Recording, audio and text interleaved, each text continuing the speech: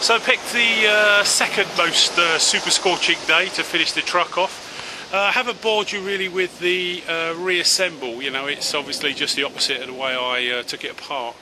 What I'm doing now is I'll just share the tappets with you. So I've reassembled this lot pretty much as per the manual, you know, the Newton meters tightness torque setting for these bolts is between 28 and 32 Newton meters, so they've gone in. Put the diesel injectors in, which I absolutely couldn't find and found in the bottom of the recycling bin. They were in a bag that all the old head bolts were in that I threw away, so rummaged to the bottom of there. And it's all gone back together pretty straightforwardly. So I've got the truck jacked up, wheels are just off the ground, put it in 5th gear, and what I'm going to do is, as you stand at the side of the vehicle, as you kind of move the wheel with your hand, so the tappets will move. There you can see that 20 thou feeler gauges kind of under there nice and snugly, and that's what they've all got to be. So what we've got to do is adopt what's called the rule of nines. So very simply, 1, 2, 3, 4, 5, 6, that's number 6. So 6 and 3 is 9, so we come back to the front of the truck and we go 1, 2, 3, and this is the next one that we have to spay. All this is in your owner's manual, but this is the last job before we kind of fill it up with oil. I bought a new kind of oil cyclone. People never ever change those things. Yeah, managed to lay my hands on one of those, wired it all stripped down. So this is the last job before, like I say, fill it up with oil. I've already filled it up with water. Probably overfilled it, as you can see there.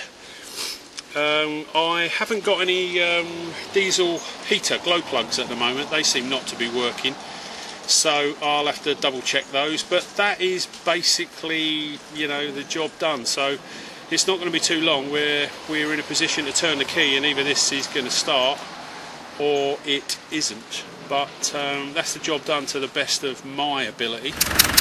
So I'm quite pleased with this. This is the first time I've fired it up since I put the new head on it. I've got a couple of injectors that are blowing, so I'll sort those out. I think I might have to go through and do the tappets again, but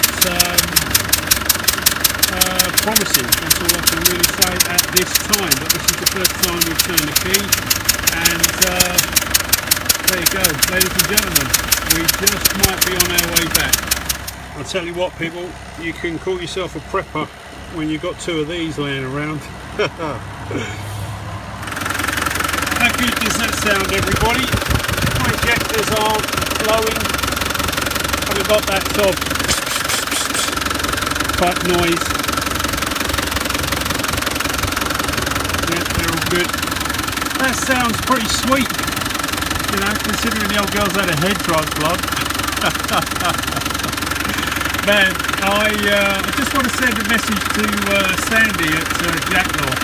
Sandy, I've been working flat out for 2 days in the sun, man. I know exactly how you feel. It was a slog. So I need to get rid of about half of that water out of the expansion tank, but that won't be a problem. And let's go inside now and see if the heater's working. If the heater's working inside the vehicle, then your water is flowing through the engine very simply, so let's get in there and check that. 15-second Instagram update. I might be back in business. 2 days in the tropical sun fixing my car. Cheers everybody.